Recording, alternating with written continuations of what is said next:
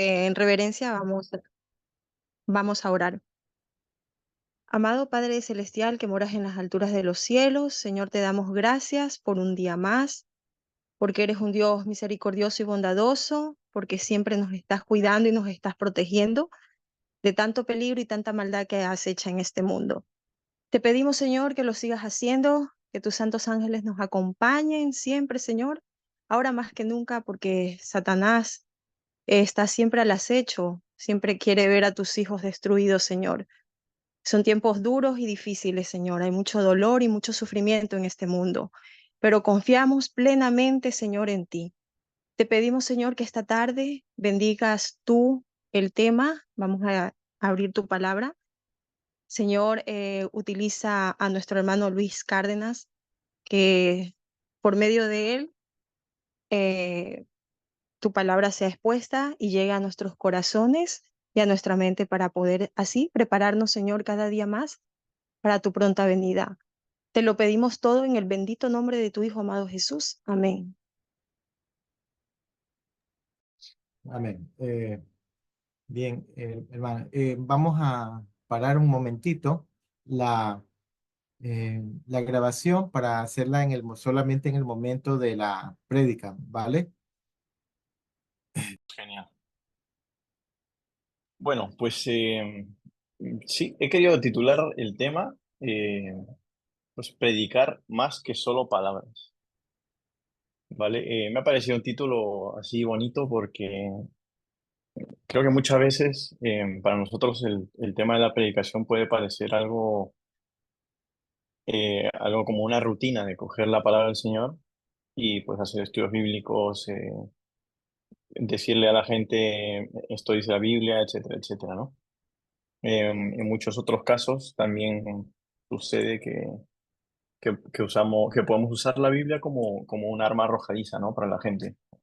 Queremos, podemos tener la tendencia de querer enseñar a la gente a bibliazos en la cabeza, ¿no? Eh, pero creo que la predicación del Evangelio es tan extraordinaria, es tan bonita, eh, precisamente por eso, porque no es solo decir palabras, decir cosas, ¿no? Y en eso quería enfocarme. El versículo pues, que dijo Ariel dice, cuando Él venga, convencerá al mundo de pecado, de justicia y de juicio. Vamos a ir viendo poco a poco, pues, quién es este que vendría, ¿no? Que muchos lo sabremos ya, pero vamos a verlo con un poquito más de detalle para entender más correctamente todo esto. Eh, y eso, quiero que empecemos este tema sobre la predicación de la palabra, enfocándolo desde un punto de vista quizás un pelín diferente, ¿no? Eh, Sabemos de que tenemos una orden, que es la de predicar el Evangelio a toda nación, tribu y lengua. Eso ya lo sabemos pues desde hace siglos, ¿no? Lo decimos constantemente. Eh, pero en lugar de centrarnos en esa orden que nos envía el Señor directamente, eh, quiero que nos centremos en los beneficios. O sea, ¿por qué? ¿Por qué mi vecino?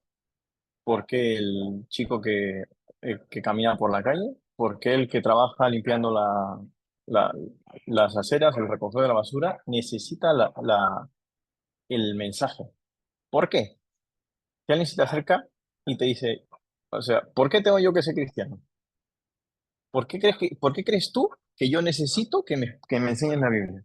¿Por qué? Y me parece que es una pregunta muy interesante. Y creo que esto no puede sino ser respondido desde la posición de uno mismo. Con respecto al Evangelio, con respecto al mensaje que nos enseña la Biblia, ¿cómo estás tú? ¿Qué es para ti ese mensaje? Esa es la primera pregunta. ¿Ha cambiado tu vida, tu forma de ver las cosas, tu forma de actuar, etcétera, etcétera? ¿La palabra la ha cambiado para ti? ¿Por qué nosotros, los adventistas, decimos que el Evangelio es bueno? ¿Por qué? ¿Por qué tenemos esa necesidad de impartirlo? ¿Es solo porque Dios nos ordenó y bueno, es algo que tenemos que hacer sí o sí porque si no, no vamos al cielo? Y pues no. eso es lo fantástico, porque no estamos entregando un mensaje vacío, no estamos entregando un librito sobre autoayuda, no estamos entregando, yo qué sé, los pasos para construir tal cosa. No, lo genial de la palabra del Señor es de que es de que lo que estamos entregando es, hablando positivamente, una barbaridad, ¿no? Algo que si todo el mundo supiera el poder que hay allí y todos los beneficios que nos trae, si lo supieran como lo sabemos algunos, la gente no buscaría otra cosa, ¿no?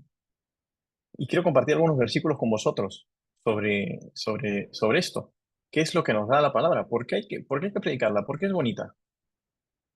Y dice, por ejemplo, Hebreos 4:12 dice, porque la palabra de Dios es viva y eficaz, y más cortante que toda espada de dos filos, y penetra hasta partir el alma y el espíritu, las coyunturas y los tuétanos, y discierne los pensamientos y las intenciones del corazón. ¡Wow! Interesante, ¿no? O sea, no es un librito simple, ¿no? Parece que tiene la capacidad de destruirnos y volvernos a construir desde cero, ¿no? Y puede discernir nuestros pensamientos e intenciones del corazón.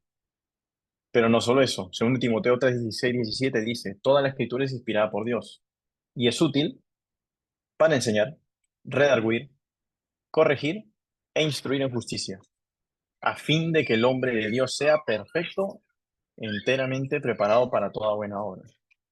Mira, ya no estamos hablando solamente de que Él nos puede, pues, construir desde cero y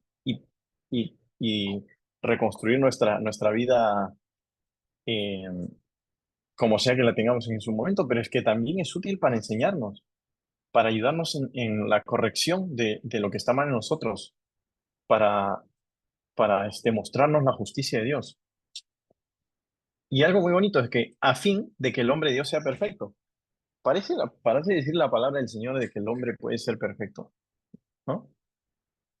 Para corregir, para instruir en justicia, a fin de que el hombre de Dios sea perfecto, enteramente preparado para toda buena obra, ¿no? Parece la palabra del Señor decir que nosotros podemos llegar a ser capaces, no con nuestra propia fuerza, ¿no? Obviamente, pero podemos llegar a ser capaces de prepararnos para toda buena obra. Interesante, ¿no?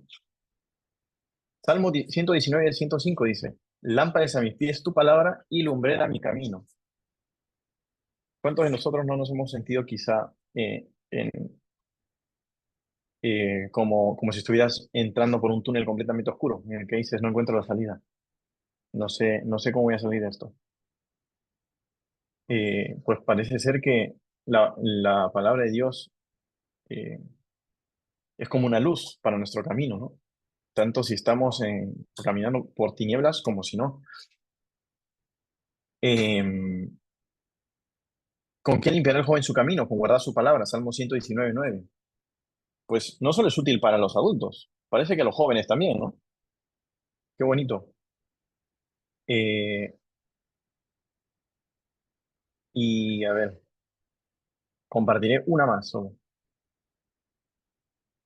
Dice, Mateo 7:24, cualquiera pues que me oye estas palabras y las hace, le compararé a un hombre prudente que edificó su casa sobre la roca. Pues fíjate, eh, si oímos estas palabras, pero además dice, y las hace, o sea, ponemos en práctica, ¿no? Oír y poner en práctica, no solo oír, le compararé al hombre prudente que edificó su casa sobre la roca. Entonces, la palabra del Señor es importante predicarla por la orden que recibimos directamente de Dios, pero también por los beneficios que tiene. Porque como cristianos que amamos a nuestro prójimo, o por lo menos que ese debería ser nuestro estándar, que queremos de que lo que nosotros estamos disfrutando en nuestra vida, todo lo bueno que el Señor trae a nuestra vida, a través de escuchar su palabra, a través de estar con Él cada día, etcétera, etcétera, también queremos que los otros lo sientan.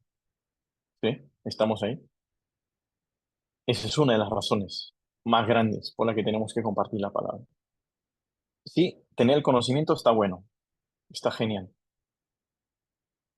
pero los beneficios de tener ese conocimiento, de incluir ese conocimiento en tu vida, son enormemente más importantes. Entonces, tenemos esta razón, que es la mejor razón que podemos tener para predicar la palabra. Ya no solo la ordenanza, sino que porque queremos que otros vivan de esos beneficios también que nosotros vivimos. Y que, visto lo visto, no es que estemos predicando alguna doctrina, algo así muy, yo qué sé, muy de una religión concreta, una iglesia concreta, sino que es mucho más grande, muchísimo más grande. Y se trata de presentar a una persona concretamente. Y esta persona a la que vamos a presentar en la palabra es a Cristo. Y lo que Cristo es capaz de hacer en la vida de cada ser humano. Entonces, eh, que hemos de predicar la palabra, pero hay otro aspecto sobre el que predicar la palabra que también es muy importante. Y es que la predicación más poderosa que nosotros podemos llegar a hacer eh, no es con palabras, ¿vale? Es la predicación más poderosa que podemos llegar a utilizar o hacer en cualquier sitio, no intervienen las palabras, sino qué ha sido capaz o qué ha hecho Dios en tu propia vida. ¿Qué es lo que le puedes decir a los demás? Mira, si yo tengo que traer palabras, ¿no? La palabra del Señor, ¿vale? Pero ¿cómo una persona de fuera puede saber de que lo que le estás predicando realmente es útil, realmente es así, que no le estás queriendo vender una religión más, que no estás queriendo ganar adeptos para tu religión? ¿Cómo le haces saber a esa persona que esas no son tus intenciones? Pues precisamente con el testimonio. ¿Qué es lo que ha hecho el Señor en tu vida? Habrá hecho muchas cosas. O estás en proceso de vivir eso, probablemente. Acabas de llegar a la iglesia o no estás en la iglesia. Simplemente acabas de escuchar sobre Dios y estás aprendiendo. Pues, ¿qué es lo que el Señor ha hecho en tu vida? ¿Qué has sido capaz de hacer? Eh, ¿Eres capaz de decir, de acuerdo a tu experiencia personal, que Dios hizo un cambio en ti? Em, si no lo has hecho aún, pues ya llegará. Eso te lo aseguro, ¿vale? Eso te lo aseguro, llegará. Pero es una de las cosas más importantes. Predicar con la palabra está bien, pero si tú predicas con lo que el Señor ha hecho en tu vida, con el cambio que ha hecho en ti, es mucho más poderoso, mucho más. Porque la gente muchas veces está buscando refugio en Dios y lo encuentra parcialmente, pero se mantiene durante un poco de tiempo y luego se va, porque quizá no encontró lo que leyó, ¿me entiendes? O realmente no vio esas vidas transformadas de las que nosotros solemos hablar cuando predicamos la palabra, cuando hacemos la fe de Jesús, quizá, o cuando llevamos el Evangelio. Es muy importante que los demás vean esa transformación en nuestra vida. Por eso es muy importante que en la familia también. Eh, y esto obviamente se vive de forma personal cada uno. Nadie te puede prestar experiencia cristiana. Nadie. Nadie puede eh, darte como en la parábola de las vírgenes. Las que tenían aceite no podían darle aceite a las otras, por más que quisieran, ¿no? Porque el aceite eh, al cual se refiere esa parábola, que era el Espíritu Santo, no se puede compartir de persona a persona, ¿no? Eso se obtiene directamente de Dios. De la misma forma, la experiencia cristiana no se puede compartir. Tú no puedes regalarle a nadie y has de vivirla personalmente. Eh, pero esto solo es posible de una forma y es entregando nuestra vida al Señor cada día, ¿vale? Eh, ya lo dice Mateo 6 26 al 33. Os lo voy a leer para que no se nos vaya el tiempo. Eh, y nos dice un poco lo que Dios quiere con nosotros y qué es lo que Dios hace con nosotros. Y dice, mirad las aves del cielo que no siembran, ni ciegan, ni recogen en graneros, y vuestro Padre Celestial las alimenta. ¿No valéis vosotros mucho más que ellas?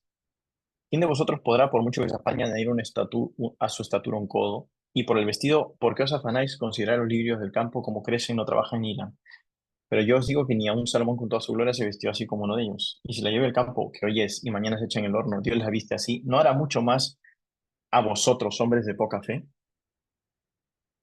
Y dice el 33, más buscar primeramente el reino de Dios y su justicia, y todas estas cosas, todo lo que se acaba de hablar, ¿vale? Desde el versículo 26, todas estas cosas os serán añadidas. Entonces, nos podemos estar preguntando, ¿cómo puedo conseguir eso? Ah, hermano, ahora que has dicho, vale, que yo tengo que tener una experiencia con Cristo, eh, el Señor puede transformar mi vida, aún no lo he vivido quizá, pero es lo que quiero, ¿no? Me puedes preguntar eso. Y es precisamente esto. Este versículo, Mateo 6, 26 al 33, este conjunto de versículos, son como una carta de amor de Dios para ti. Dios te está diciendo, no, mira a tu alrededor, mira todo lo que he creado con mi poder. ¿Ves lo lindo que es, lo bonito que es? Pues lo mismo puedo hacer contigo. Lo mismo puedo hacer contigo. Pero, te dice el versículo 33, busca primeramente el reino de Dios y su justicia, y todas estas cosas que te acabo de decir, te las daré, las tendrás, porque te amo, es lo que te dice el Señor. Es como una carta de amor, es lindo. Y así lo tenemos que tomar. Y ese es el punto de partida. Entonces nos preguntamos, ¿a quiénes hemos de enviar este mensaje? Pues a mi padre, a mi madre, al vecino, etcétera, etcétera, ¿no? Ya lo sabemos, a todos los que nos rodean. Pero cometemos a veces el error de pensar de que nuestra predicación del Evangelio la predicación del Evangelio solo se encierra en esta tierra. Quiero leer Efesios 3:10. Efesios 3:10 dice, está hablando Pablo acerca de su ministerio en la predicación a los gentiles. Y dicen 3, 9 y 10, y de aclarar a todos cuál sea la dispensación del misterio escondido desde los siglos en Dios, que creó todas las cosas. Y luego dice, para que la multiforme sabiduría de Dios sea ahora dada a conocer por medio de la iglesia a los principados y potestades en los lugares celestiales.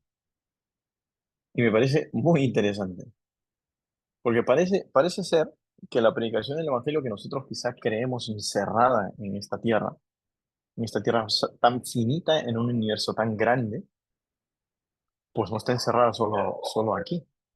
No voy a tener tiempo de compartiros unas citas de Ellen White que hablan sobre esto, porque es increíble. Estamos con la misión de llevar el Evangelio, estamos participando de una misión enorme, mucho más grande de lo que encierra esta tierra. Y es que hay otros seres creados fuera de esta tierra que están contemplando lo que se hace aquí. Que en algún momento se espera que el nombre de Dios sea, sea levantado y que el carácter de Dios sea inequívoco, inequívoco para todo el universo, de que Dios es un Dios de amor. Veis que nuestra tarea, nuestra misión es muchísimo más grande de lo que pensamos. Imaginaos lo importante que es que llevemos ese mensaje. Hay muchas más personas y seres en el universo que están mirando con lupa lo que se hace aquí. Y es bonito, es una tarea enorme, muy grande y muy bonita, de los cuales ya veremos sus frutos en algún momento. Entonces, cogemos un grupito de hermanos y salimos a la calle a repartir cosas, a repartir libros y hablar de Cristo. Así, simplemente. Pues no. Es imprescindible lo que comentaba en el versículo inicial, Juan 16:8. Pero vamos a leer el versículo 7 y 8, ¿vale? Y dice, pero yo os digo la verdad, os conviene que yo me vaya. Está hablando Jesús antes de irse al cielo, ¿vale? Después de resucitar. Eh, Sí, pero yo os digo la verdad, os conviene que yo me vaya, porque si no me fuera, el Consolador no vendría a vosotros, mas si me fuere, os lo enviaré. Y dice el 8, y cuando Él venga, convencerá al mundo de pecado, de justicia y de juicio. ¿Vale? Eh, el Consolador al que se refiere aquí es una palabra, eh, es la palabra paracletos, ¿vale? Que también en Juan 14, 16 y 17 se refieren al Espíritu Santo, con lo cual este Consolador al que se refiere Juan aquí, Juan 16, 13, es el Espíritu Santo, básicamente.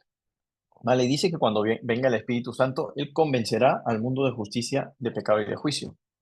Y esta palabra convencerá, que hemos traducido al castellano, es en griego la palabra eleccho, ¿vale? Que tiene un significado quizá más profundo, porque literalmente está diciendo que convencerá con argumentos sólidos, con pruebas convincentes, eh, que el Espíritu Santo hará esa labor, ¿no? Entonces, tenemos que predicar un mensaje que es muy bonito, eh, pero que no podemos hacerlo solos, que nosotros somos meros instrumentos. Necesitamos sí o sí al Espíritu Santo. ¿Por qué? Porque Él es quien nos va a guiar a toda verdad. Él es quien va a convencer al mundo sobre su pecado, sobre el pecado en el que están. Él les va a convencer acerca de la justicia de Dios y del juicio que está por venir. Entonces necesitamos sí o sí la presencia del Espíritu Santo. Cuando Jesús viene, cuando el Espíritu Santo llega en el momento del Pentecostés, es para guiarlos a ese conocimiento más profundo acerca de la verdad del Evangelio. Y así como Cristo envió, como Dios envió al Espíritu Santo en su momento para ayudar a los discípulos en la predicación del Evangelio, ¿creéis que lo volverá a enviar para ayudarnos a nosotros en la predicación del Evangelio? Sí, obviamente que sí. Porque nosotros somos seres humanos, sin ningún poder en absoluto. Necesitamos sí o sí el poder del Espíritu Santo.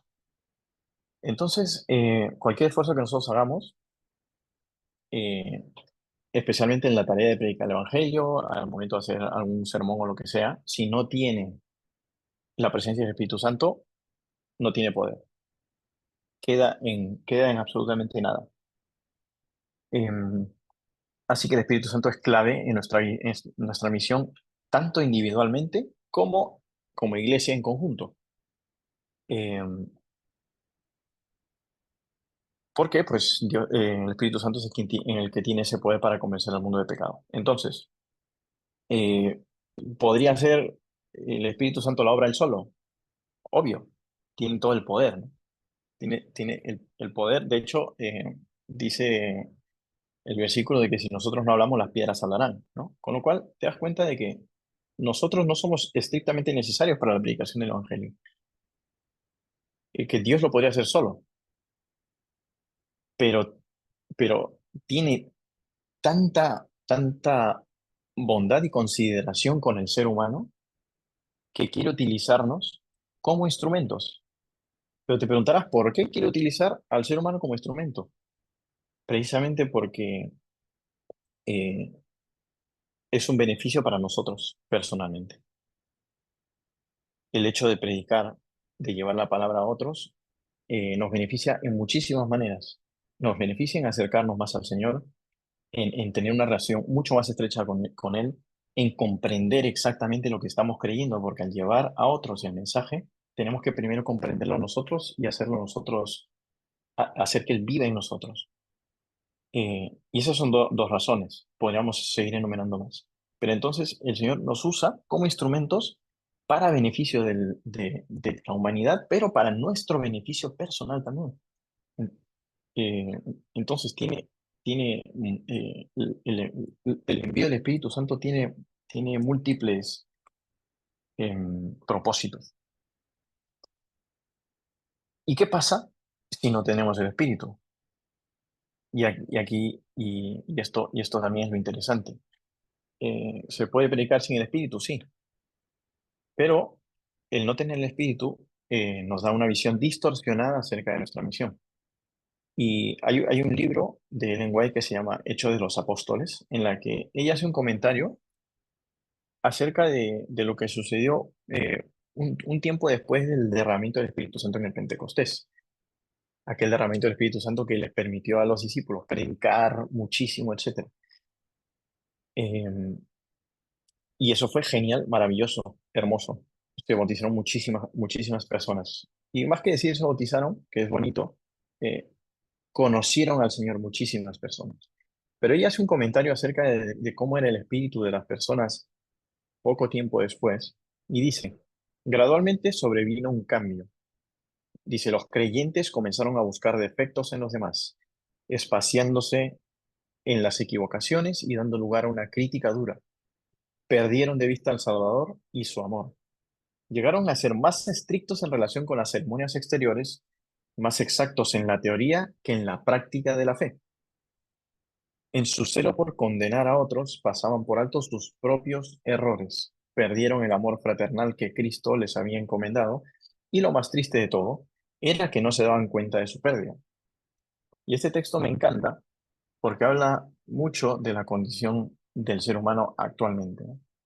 A veces, como cristianos y como hermanos de iglesia, podemos estar mucho más centrados en criticar, mucho más centrados en yo qué sé, hablar mal de lo que se está haciendo o de que, yo qué sé, podemos decir, la iglesia hace esto y por eso yo no ayudo, los dirigentes están, etcétera, ¿no? Y podemos pasarnos la vida criticando, ¿no? Y criticando a otros, pero eso no es nada más que, que un síntoma de que el Espíritu Santo de Dios no está con nosotros.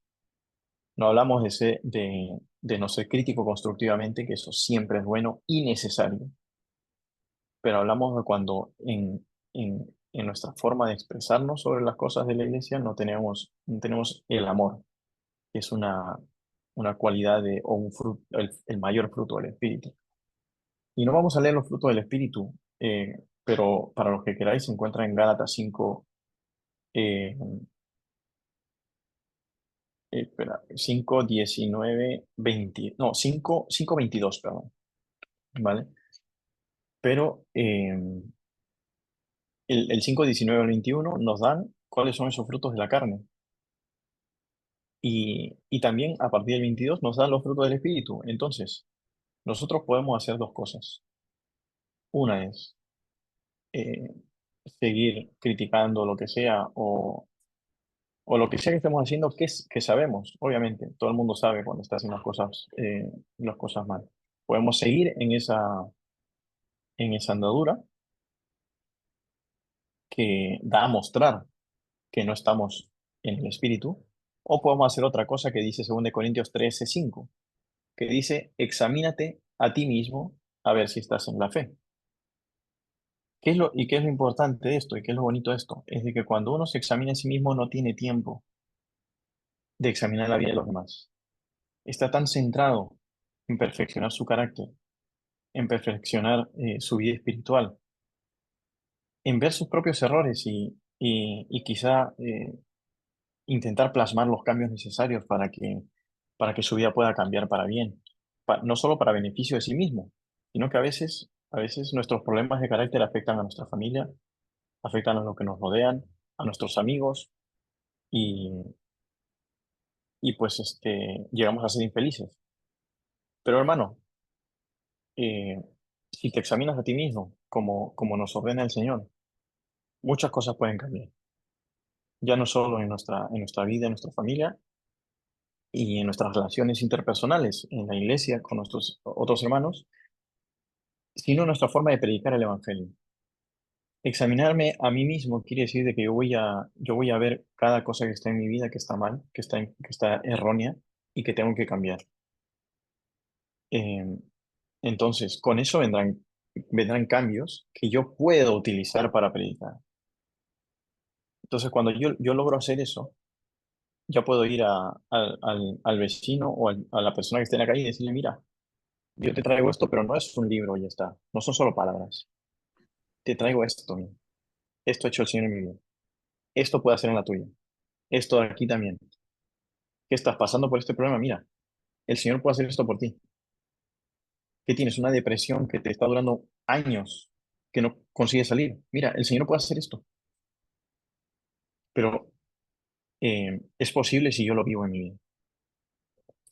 Entonces, cuando nosotros leemos, si os ponéis a pensar en ese párrafo que os he leído del libro de la hermana White, y cuando leemos en los frutos del Espíritu y los frutos de la carne en Gálatas, ¿en qué momento nos encontramos? ¿En dónde estamos en ese aspecto? Es que yo lo leo y veo mis frutos y son más de la carne que del Espíritu, entonces hay un trabajo que hacer. Estoy siendo capaz de analizar mi propia vida y cambiarla, entonces hay un trabajo que hacer. Lo bonito de esto es que no estamos solos en este andadura. Y eso es lo mejor realmente. Porque como seres humanos, pues no tenemos ningún poder ni ninguna fuerza, ¿no? Nacemos a veces con... Nuestra fuerza de voluntad a veces no es tan fuerte. Y como nacemos con esa tendencia a la pecaminosidad, pues podemos creer que no lo vamos a conseguir nunca. Pero gracias a Dios que está Él. Es que eso es lo fantástico, ¿no? Judas 24 dice, a aquel que es poderoso para guardaros sin caída y presentaros sin mancha delante de su gloria con alegría. Eh, Dios es capaz de hacer un cambio en tu vida, cualquier cambio que necesites. Él puede cambiar nuestra vida por completo, pero solamente si entregamos nuestra vida por completo. No tienes que esperar a 5 años, 10 años. Puedes cambiar tu vida hoy, si así lo deseas. Y que esta predicación, esta misión que tenemos como adventistas, como cristianos, eh,